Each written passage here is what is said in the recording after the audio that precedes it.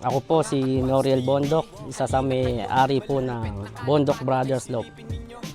Kami po yung nanalo po ng first overall grand pooling ng JPRC. Napalaro po ni Sir Hogan Manikis. Bali ang napanalunan po namin ay isang NMAX na motor. Tara po, ipapakita ko po sa inyo ang aming mga alagang kalapati.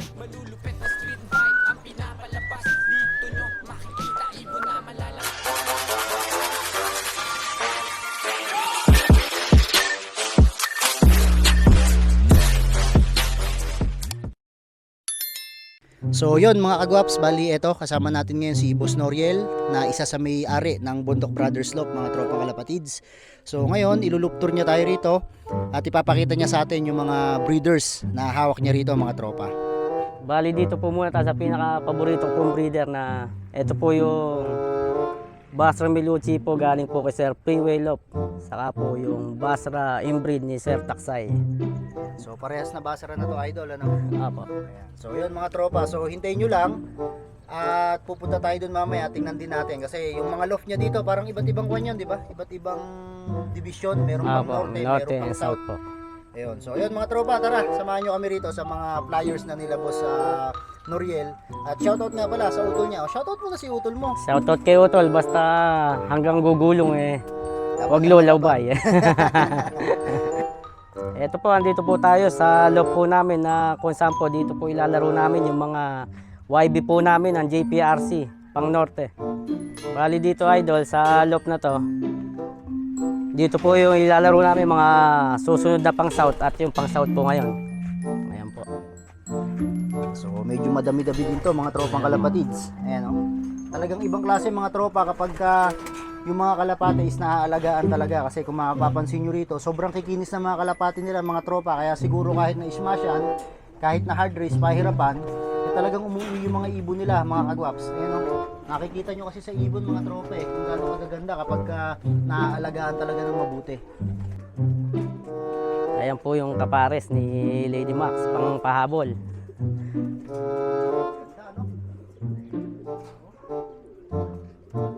Bali dito po ang loop nito, dito po kami nakapagpa-champion po ng NMAX sa grand pooling po ng JPRC. Halika po, tignan po natin ang ibon na si Lady Max. Bali yan po si Balileng, yung lap winner po ng Pagudpud 1, lechon winner. Bago last lap idol, second siya sa YB, tapos pang 9 siya ng grand pooling. Kaya kung umuwi siya ng maganda, possible dalawang motor ang hahakutin ng Bondok Brothers. Ayun mga kagwaps, bali eto pinakuha ko tong si Balileng kasi itong mga tropa, itong kalapati na to is matindi rin kasi yung naging record dito sa amin. So dalawang kalapati kasi yung inililipad na matindi nitong Bondok Brothers Loop na talagang nakipagsabayan sa mga matutulid mga champion sa Saragosa, mga tropa, nakipagsabayan kila Boss B, kila Sir Taksay at sa iba-ibang mga champion, mga tropang kalapatids. Out of Pagudpud 1 sir, ano siya, second siya dapat ng YB. Hindi lang po siya umuwi ng last lap. Tapos, pang 10 po siya ng grand pooling. Bali sa YB, pangalawa na siya kila Sir Taksay talaga. So kayong dalawa sana maghahabulan sana kayo sa first overall nito. Last lap. So ano yung kanya, yung sa old bird niya, nakasali rin siya ng old bird? Hindi po nakadouble ito. Talagang young bird lang. Hindi rin na ano ng off color. Ah. Nakalain na Nati- papakitang gilas siya na hanggang dumudulo. kasi galing siya sa no? Galing siya sa pagkabaliling So pakita natin sa kanila yan, idol. Ayan. Pero matindi yung isang record niya na anong yung kanya sa Tugigaraw, anong naging record niya sa Tugigaraw? Ay sa sa Pagudpud 1. Bali, lap winner po siya ng Pagudpud 1, lechon winner. Bali, top 6 siya ng Lawag. Tapos, lap winner ng Pagudpud 1. So nakadalawang kwan yan, isang ulo ng lechon, Ulo ng lechon. tapos isang lechon, isang buong lechon, tapos lap champion pa, mga tropang kalapatids, mga kagwaps. So syempre, kumbaga pinapasarap pa lang natin yung usapan, pero hindi talaga yan yung main event natin mga kagwaps, kasi itong kalapati na to, ito kasi talaga yung inaabangan namin mga tropang kalapatids, kasi nga yung isang ibon nila na nanalo mga tropa, so mamaya na namin ikukwento yon. Mas maganda talaga yung record nito, di ba Boss Noriel, tama no? Kumuha siya ng trophy. mas maganda talaga to kasi ito talaga inaabangan namin ng last lap mga tropa. So mamaya malalaman nyo kung bakit ito mga tropang kalapatids yung inaabangan namin nun. So sige, pakita natin sa kanila. Anong pangalan ng ibon mo na yun? Nakadali ng NMAX? Si Lady Max. Yun, si Lady Max, mga tropang kalapatids. Sige boss, kunin mo na at baka kunin pa ng iba. So yun mga kagwaps, bali ito naman, ito na yung sinasabi ko sa inyo na kalapating nagpanalo at nagbigay ng napakagandang title dito po kay sa Bundok Brothers Love mga tropa. So ipapakilala ni Boss Noriel to at ipapaliwanag niya sa inyo kung ano ba yung mga achievement ng kalapati na to. Bali ito po si Lady Max, ang nanalo po ng NMAX sa Grand Pooling po ng JPRC.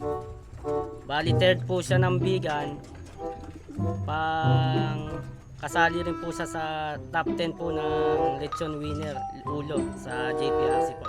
Itong si Lady Max kasi, kaya sinasabi ko sa inyo mga tropa na hindi ito yung inaabangan namin noon kasi nag-cut off siya ng Pagod po duwan.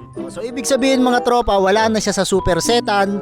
Yung isa, yung kanina, si Kileng, si Balileng, yung Grisel, yun talaga yung live mga tropa naka second overall. Kaso nga lang, ang nangyari doon, naka-leading to ng grand pooling mga tropa, tapos nag-cut off siya ng pagudpuduan. So ibig sabihin hindi na siya kasali sa super setan, tapos possible pa naman na mag-overall, kaso nga lang sa super set, sa complete locking is hindi na siya kasali. Ang kagandaan dito mga tropa, hindi nagalaw yung grand pooling niya, yung leading niya ron, kasi hindi kasama sa lap ng grand pooling yung pagudpuduan. Tama, Boss Noriel? Bali third po siya sa standing ng Grand Pooling. Tapos ang nangyari doon, anong nangyari kaya nakakuha niyan sa pagudpud 2? Nung pagudpud po, na umuwi po siya ng maganda, nasa top 19 po siya, kaya lamang na po siya sa mga nakaleading.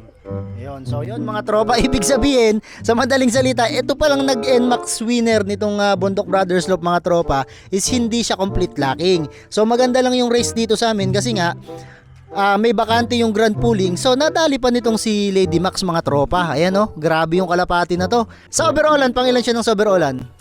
Sa overall lang po, di ko na po kasi nakita. Oh, kasi pang NMAX na talaga target mo eh, no? Naka-target lock ka na sa NMAX eh. Kaya nag-abang ito, si Jeric, kasama natin si Jeric. Ayan, kasama itong bata na to, lagi ring nakasuporta to sa mga kwan eh, sa mga kalapatids na laging may magandang standing. Syempre, masarap makakuha ng mga advice sa mga ganito. So, pakita natin sa kanila, idol. Ayan, si Lady Max mga tropa, napakasimplling ibon. Ako po, Lokman lang po ako. Siya po taga-entry, si Norlito Bondo. Ayun, Boss Norlito Bundok. Shoutout sa'yo, napakasipag. So, Boss Noriel, anong maipapayo mo sa mga baguhan lang na panshare na gaya natin? Kumbaga, enjoyin nyo lang po ang pagkakalapate. Kumbaga, bonus na lang po yung panalo. Saka, kailangan po, tutok din po talaga. Bumili na po kayo ng maaasahang linyada na alam niyo pong ipapanalo po kayo. So, kumbaga para hindi po sayang yung pinagpaguran nyo kasi magtotos pa po kayo, magpapatuka. Shoutout po kay Kuyang Norlito Bondok.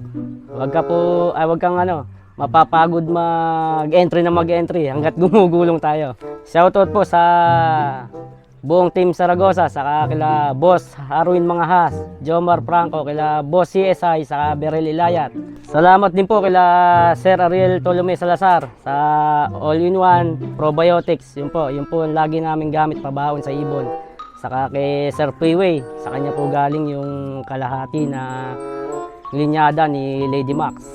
Saka po kila Sir Taksay, kila Boss B, lahat po ng bumubuo ng Team Saragosa. Pahabol po pala sa team po ni Sir Hogan Manikis na kaloloptos lang po kahapon ni Lady Max. Salamat po sa pamunuan ng bumubuo ng buong JPRC. Sana po tuloy-tuloy po ang magandang palaro natin.